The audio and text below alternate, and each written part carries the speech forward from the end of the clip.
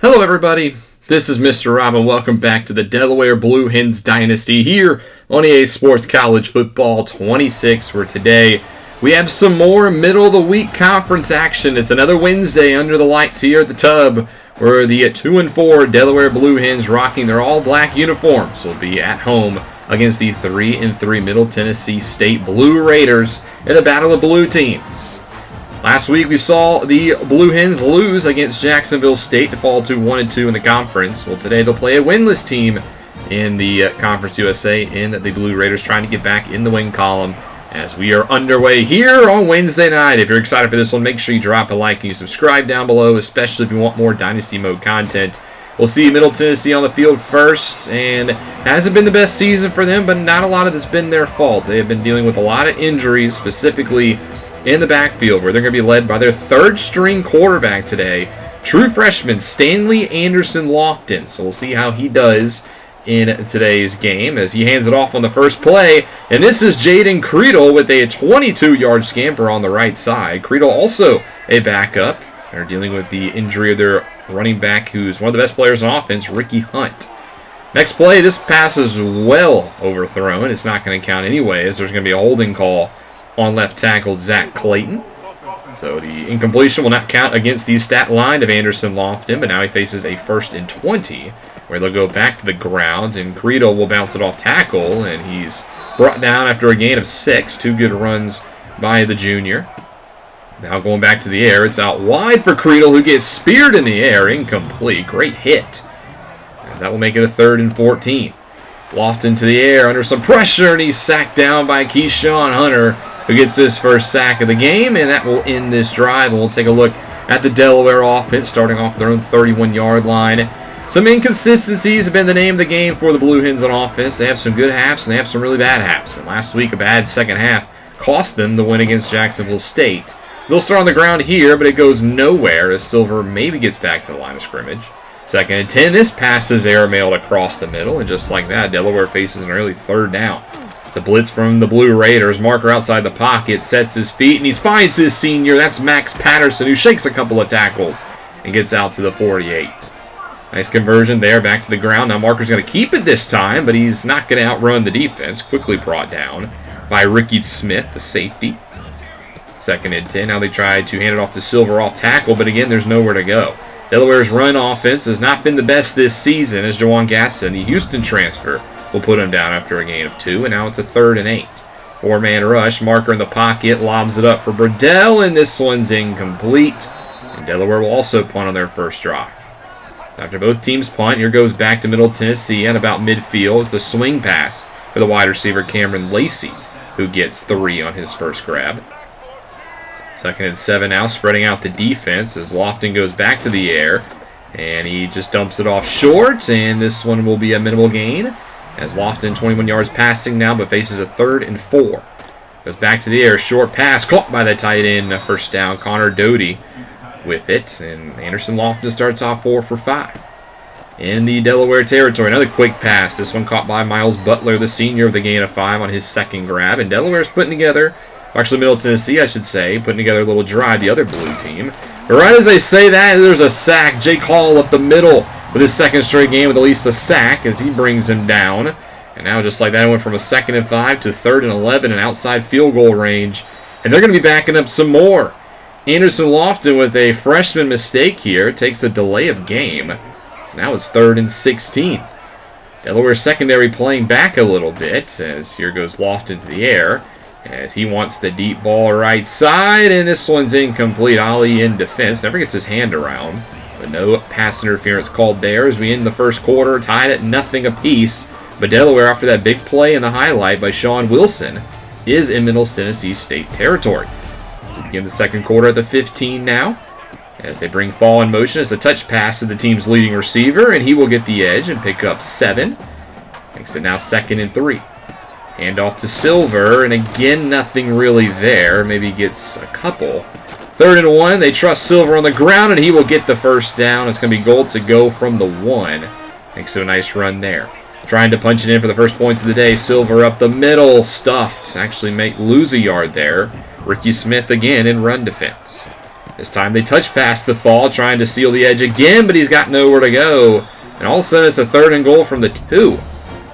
We'll see what the Delaware Blue Hens call here. They're going to go to the air. It's a blitz by Middle Tennessee. Nobody gets open, and Marker will just throw this one away, and Delaware will take the 3 points. I know you gave up points, but if you're Middle Tennessee, you'll take that. It was a goal line stand, and you're only down 3-0. Next drive here for the Blue Raiders, a gain of 6. Cradell having a great day on the ground. As they go back to him here, as he shakes the tackle, stiff arms another, and will almost get a first down. That play should have been dead to rights, but Creedle with a great run. 6 for 50 on the day for him. He'll check out here as Jaquale Middlebrook will get the carry. Actually, it's an RPO for the tight end Doherty, who gets a first down, and Middle Tennessee State is out past midfield. At the 49 of Delaware, spreading out the defense, as they will hand this one off to Creedle, who gets a nice hole into the second level. He goes, Jaden Creedle with it as he's out past the 25. I know Ricky Hunt's your star halfback, but when he gets healthy, Creedle deserves some more snaps. He's ran really good this game. RPO up the middle, a beautiful strike, catch and run, a beautiful spin move by Amarian Walker, and the Michigan Wolverine transfer has the first touchdown of the game. Great play by the Blue Raiders. A nice strike from Anderson Lofton, a nice catch, and a nice play after the catch. Middle Tennessee State now leads 7-3, but Delaware going to go right back to the passing game. 6 grabs already for Silver today. Just a couple of weeks ago, he had 15 receptions. On his way to a lot more today. As here's another pass to the halfback, but this time it's Saeed St. Fleur who will get the first down through the air. And this is a red zone trip for Delaware. Back to the air on first down. Quick pass for Thaw, his 3rd grab of the day. He picks up 6. And now it's going to be 2nd and 4 from the 14. Marker been very efficient today. As here comes a blitz from the left side. It's a short throw for Patterson, who cuts up field, and he will drag some Blue Raiders into the end zone for a touchdown. Max Patterson, another big play for the senior receiver. And Delaware gets the lead right back as we hit the 2-minute warning. Blue Hens up 10-7. We'll see how Middle Tennessee can do. As here's another nice RPO that gets Miles Butler wide open. Out to the 34. Middle Tennessee will hold on to their timeouts. They just go no huddle here. Next play, passing. Lofton actually just dumps it short. This one caught and actually tackled in bounds. A great tackle by the freshman Khalil Ali to keep him in bounds. Clock will continue to run. Middle Tennessee, no timeouts used. And on 2nd and 6, he's going to be sacked. Keyshawn Hunter with his 2nd of the day, and that'll force the Blue Raiders to use their first timeout. Now it's 3rd and 14. We'll see how aggressive they get. They just dump this one short for Creedle, who won't get much. And that'll take us to the end of the first half, where Delaware leads a low-scoring game here, 10-7 in Newark. As you can see, on a Wednesday night, getting the week started for the 2nd straight time in a row. Delaware's looked like the better team, but Middle Tennessee State seems to be putting some stuff together. As long as they can minimize the sacks, which Delaware's done a good job at here in the first. But overall, a pretty solid half of play. Kind of what I expected from both these two teams. Going to be a close battle. We'll see what takes it into the second half. As a touchdown to Max Patterson for the Blue Hens, while it was this play right here for the Blue Raiders that got them their first score of the game. As we head over to the second half now, as we, after a run out to the 25, Delaware will start off with it with the ground, but Silver again, nowhere to go. 9 carries, 32 yards has not been good for the impact running back. 2nd and 8 now. Marker spreading out the defense. He'll go to the air, dumps it short, and Silver will grab it. His 10th grab of the afternoon, while Marker's 23 for 30. Early 3rd down here. Blitz from the Blue Raiders. It's countered with a throw to Bradell in the tight end with his first grab of the day. He'll move the chains on the 8-yard reception. Back to the air here on first down. Some receivers run into each other, so Marker will tuck it and run. And he'll put the football on the ground, and it's picked up by the Blue Raiders. Matthias Malachi Donaldson has it, and a turnover forced by the Blue Raiders. I think Marker wanted to slide, but he couldn't get down in time, and that's going to prove costly. It's good field position here for Middle Tennessee as they try to go to the ground. But Gavin Mull with a nice tackle, last week's Conference USA Defensive Player of the Week. 2nd and 11, a shovel pass out to Doherty, who gets maybe 2. And now you're facing a 3rd and 9. 2 tight ends in this set here for Middle Tennessee. It's another shovel pass to the tight end, and that one loses 2. A couple of interesting calls there, and, well, Middle Tennessee will get nothing off the turnover. And Delaware's right back in business at the 40. And Middle Tennessee, how about a deep ball to Jake Thaw for a touchdown. We haven't seen a lot out of the deep game from Delaware this season, but it connects here. And now a 2-score lead for the home squad, as it's now 17-7. We'll see how Middle Tennessee responds. They bring a man in motion here on first down, but it doesn't fool the defense, as Noah Matthews off the edge will bring him down for his first sack of the day and third for the Blue Hens. Now a 3rd and 14. Blitz brought. This was a deep ball, and it is incomplete. Khalil Ali has been great since stepping up as a starting corner. Another pass breakup there. Next drive for Delaware, 3rd and 6 at about midfield, and they will convert. And again, the Blue Hens in enemy territory off the second grab of the day for Burdell. Another blitz here from Middle Tennessee. This one's airmailed, incomplete. Had Burdell. The marker with the miss. Overall, been a pretty good game for the senior quarterback, but there was a big miss. 2nd and 10, one-on-one deep, and Thal has the pass overthrown. That's the matchup you want. They fall on a safety, but we can't convert. 3rd and 10, Wilson with a tough grab, and markers cross 300 yards passing, and now we are with a new set of downs. From the 23, quick pass again. This is going to be Kelly with it, with his first grab of the season. That is Jakari Kelly, the junior wide receiver, getting a snap. 2nd and 5, trying the ground game with Silver up the middle, and he drags the defender for a gain of 3, averaging 3.5 yards per carry. 3rd and 2, they hand it to him again, and he will not get it. Middle Tennessee with the stop will take the 3. It's now 20-7. And the Blue Rares offense has been pretty anemic since the one impressive scoring drive. A 3rd and 5 here. They load up deep down the right side, and this one's incomplete. Goes through the hands of the receiver, and that's another punt from Middle Tennessee, as that is not what they needed. As here is the punter, Ashton Logan, and this is a horrible punt.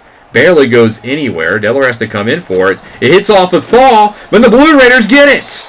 So the punt was so bad that it actually turned up good, as Middle Tennessee would keep the football as we go into the 4th quarter off of, I guess, a turnover by the Delaware special teams. But unfortunately for the Blue Raiders, they couldn't really do anything with it. Start the 4th quarter with a field goal try for Zach Benedict. 5 for 6 on the season, as this one's nearly blocked, but he'll hit it right up and through, and this lead's been cut to 10, as it's now 20-10. 13 minutes left to go in this ball game. Back with the Delaware offense. Hand up the middle for Silver, one of his best carries of the day. First down. 13 for 53 on the ground for the senior. He's got us out to the 48. Screen pass for Silver. Another grab. He's closing in again on a high volume of mounts. That is his 14th grab of the afternoon. Too shy of tying the record, which remember was set in 2004 by Justin Long with 16. Loss of 2 here on 2nd down will probably force Delaware back to the air, which they do. Marker in the pocket, looks short for Burdell, and he'll be tackled shy of the marker. And the play wouldn't have counted anyway, even if we got it, as there's going to be a holding call on our left tackle. That is going to be Antoine O'Neill, who is the culprit. So punt force, and now Middle Tennessee, with about 10 minutes to go, needs to have another impressive drive. Starting off here at their own 20, they hand it off, and nowhere to go. This play broken up. Dominique Baragna, the senior defensive tackle who's listed as pure power, definitely showing it there. 3rd and 7. Here comes a blitz. Often counters short. This one's caught, but not going to be a first down. And the Blue Raiders will punt. They feel like they got some time. There is 8 minutes to go, but Delaware's driving again. 1st and 10. Another tough grab by Sean Wilson, who's become really good at making those tough grabs. That's at least his 3rd of the day. And now Delaware with another scoring chance. From the 25, up the middle, Silver squeaks through for a gain of 3. 2nd and 7 now. Marker back to the air. And he's going to lob this for the end zone for Burdell, who can't hold on. Takes the shot from the safety, Brendan Harris. And now it's 3rd down.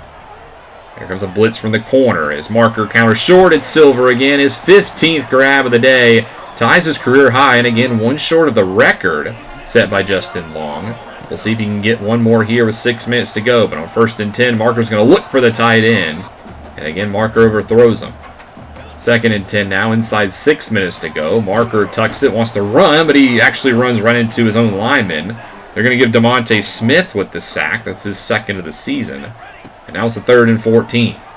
Marker scanning, looks across the middle. Has got Burdell open, who drags the defender in for a touchdown. And the Blue Hens counter the field goal with a touchdown. It's now 27-10, barring this extra point, which will be knocked up and through. A 3-score game. And And this one's looking bleak for the road squad. We'll see how their 2-minute drive goes here at their own 20 to begin, where Lofton will go to the air trying to set up a screen for Creedle. And beautiful defense there will stop him after a loss of 3. Middle Tennessee going to hold on to the timeouts. They hurry back to the line. Only a 3-man rush here. Lofton getting some happy feet. Checks it short. And this one's caught after a gain of 8 by Brian Bruton. Gets out of bounds here to at least stop the clock. As on 3rd down, they go to the ground. Creedle will get a first down, who breaks the tackle, but that's just going to eat some time. And now Middle Tennessee will call timeout number 1. Next play, back to Creedle, who has a 100-yard day, and another good run here, as he's been gashing Delaware. One of the few bright spots for this Blue Raider offense. Next play, quick strike to the tight end. That's going to be short, and the clock will run, and Middle Tennessee will hurry to the line, preserving that last timeout. Lofton feeling the heat, rolls to his right. He's going to tuck in and run it himself as he slides down after the first down pickup. And they'll hurry back to the line of scrimmage. Inside a minute. Lofton looks like he wants the deep ball, lobs it right side. There's 3 Blue Hens in the area. That is not a good pass. Luckily, that one's incomplete for him. Next play, handoff to Creedle up the middle. And he will not get the first down. Middle Tennessee will use their final timeout.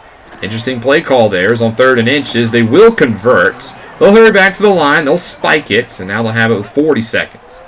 Next play. Lofton hit as he throws. This one incomplete. The pressure was there. Keyshawn Hunter again applying it. 3rd and 10 now. Empty with 5 men in the pattern. Lofton under some pressure. And he will fumble on the sack. He gets recovered by Middle Tennessee. But they have to hurry back. There's no timeouts. 4th and 16. Delaware playing prevent defense at this point, as Lofton, facing a 3-man rush, just lobs it to the back of the end zone, where it's caught for a touchdown. Amarian Walker goes up for it, his 2nd of the season, so that'll end the day for a bright spot for Middle Tennessee. But all in all, the Delaware Blue Hens pick up the victory 27-17 off a good performance from Zach Marker through the air. 391 yards, 3 touchdowns, 76.9% completion. It's been a slow start to the season for Walker, but he's played pretty good. Marker, that is, excuse me. But he's played pretty good towards the latter half of this year, starting to find his footing. Seems like he's getting back to being healthy. And Delaware's picked up 2 wins in their past 3 games, and they move to now 2-2 inside the Conference USA. And hopefully this is a sign of things to come. Tough break for the Blue Raiders. They lose another conference game, and I feel bad for them because they're on their 3rd-string quarterback and on their backup halfback. But they've been recruiting well this year, so I do think Middle Tennessee will return to being one of the top teams in the Conference USA. But we'll take our victory here as we move on to 2, 3, and 4 on the season. Get some good news coming out as well. Some more recruits. The punter, Kevin Hare from Connecticut, will commit to the program. He's not the only one, as we get a couple of 1-stars as well, including Dennis Zamaitis, the left guard from the Bronx, who will be coming to the program thanks to that New York pipeline. We also get Chad Eaton on the defensive side from Asheville, North Carolina, trying to extend south a little bit to wrap up the week. Jonathan Silver also gets Conference Player of the Week. He had 15 catches again, so 1 shy of the team record again. As we look at the top scores and top stories coming out of the week, Georgia, Florida this week in Jacksonville. That'll be a good one. 2 top 10 teams. Oklahoma gives Ole Miss their first loss of the season. Isaiah Sategna had a great game with 9 catches, 163 yards, and a touchdown. Penn State, Ohio State this week. One of the best games of the season. Penn State's looked like one of the best teams in the country, but they got ahead to Ohio State in that matchup. And Ole Miss will try to bounce back in the win column, hosting South Carolina this week. Your other scores, Conference USA dominates the week as usual, where FIU beats Kennesaw State on Tuesday. Then also on Wednesday, Missouri State loses their first conference game in their school history, losing to Mexico State. The Fun Belt takes center state on Thursday night. Georgia State with a big win over South Alabama. While on Friday, we see Charlotte get an AAC victory over North Texas, and ACC action as Cal travels to beat Virginia Tech. Saturday starts with the Big Ten, where Nebraska escapes First Northwestern by a point, and Indiana beats UCLA. We also see Iowa beat Minnesota, and Michigan State beat their rivals Michigan to cap off the early Big Ten stretch. Virginia beats North Carolina. Hasn't been a good start for the Belichick era, as he lops a pretty bad loss here to the Cavs, 41-13. UConn beats Rice on the road, 35-20. Louisville back in the win column as they beat Boston College, 28-20. South Carolina for the big game against Ole Miss handles Alabama, 35-30. while the same score happens in Buffalo as they beat Akron Zips. Temple goes to Tulsa and wins 31-20, while Miami hands Stanford another loss, who are 0-5 in the ACC. Purdue beats Rutgers, and then we see Vanderbilt get another victory. They beat Missouri this week, their first SEC win of the season. That's a good win for the Commodores. The Tigers have a victory over South Carolina. Arizona State puts up 56 on Houston. Colorado wins the rivalry against Utah in a close one, while Boise State massacres their rival Nevada 45-3. Baylor also dominates Cincinnati in the Big 12, and then we see Old Dominion with a Sun Belt victory over App State, who are 0-4 in the conference. Kentucky beats their rivals Tennessee pretty handily, 45-24, a good win for the Wildcats, while TCU will go to Morgantown and win a close one, 42-39. Miami, Ohio gets the victory this week over Western Michigan, and the Navy continues to be the group of five that everybody's chasing, 7-0 with a victory this week. Wyoming wins the Bronze Boot over Colorado State. BYU stays undefeated, 8-0, but still only ranked 7th. Syracuse with a tough road victory over Georgia Tech, 24-21. We're also in the ACC. SMU will beat Wake Forest in a close one. San Diego State puts up 56 on Fresno State to win the trophy. And the game of the week was in Norman, where the Sooners did take care of Ole Miss. NC State over Pittsburgh, 35-17, while Oregon up to number 15 as they dominate Wisconsin this week. Toledo takes care of Washington State, 14-7, while Southern Miss beats UL Monroe, 38-16. A dominant performance by Texas Tech over Oklahoma State, 38-3, while Louisiana beats Troy in the Sun Belt. In the Sunflower Showdown, Kansas is victorious. They're number 18, 42-40 victory over the Wildcats. USF gets a road victory over conference opponent Memphis, while LSU beats their rivals Texas A&M. Also in the SEC, 52 put up by Auburn, beating Arkansas. Texas continues to be the best team in the country by far, slaughtering Mississippi State. And then we round the week with Washington with a Big Ten victory. Players of the week, Josh Moten of Southern Miss had 3 interceptions in the victory, while Malik Benson of Oregon had 3 touchdowns and 154 receiving. We know Silver was Offensive Player of the Week in the conference. Nick Sessions of New Mexico State was Defense. Here is your look at the first college football playoff rankings that have come out, and I don't really disagree with these, as they do have Texas, Penn State number 1 and 2, and the highest group of 5 is Navy, but still a lot of team and a lot of play to go. As here's a look at the inaugural bracket, how it would look. Remember, conference victors don't get an automatic bye this week or this year. Ohio State is getting the automatic bye. I don't really agree with that, so I think there should be something to win the conference that you're in. But nonetheless, here is how it looks. Texas, Penn State, Ohio State, Clemson, your byes. Navy is your group of 5 representative, while BYU, the other conference winner right now. And they should get a bye, in my opinion. Here are the big games this week. We know a lot of them. Penn State, Ohio State, Georgia, Florida, and Jacksonville, South Carolina, Ole Miss. And then also don't forget, USC's undefeated. They got to head to Lincoln to face the 12th ranked Nebraska Cornhusker squad. Big week for the SEC and Big Ten. As far as us, we're going to hit the road again, trying to build off our win as we head to face Liberty, who are 4-3 and 1-2 in the Conference USA. And this is a tough Liberty squad. I thought at the beginning of the year this team would be the team to beat in the Conference USA. I know they lost Caden Salter this offseason to Colorado, and we saw him earlier this year. But this is still a very talented Liberty Flame squad, and it's going to be a tough game in Lynchburg, Virginia. But we've played good football recently, and I think if we play to our best of our abilities, we can beat the Flames and go to above 500 in the conference. We'll see that one in the next episode. Thank you guys so much for watching. Hope you guys enjoyed. If you did, make sure you drop that like and you subscribe down below, especially if you want more Dynasty Mode content. This is Mr. Rob, and I'll see you in the next one.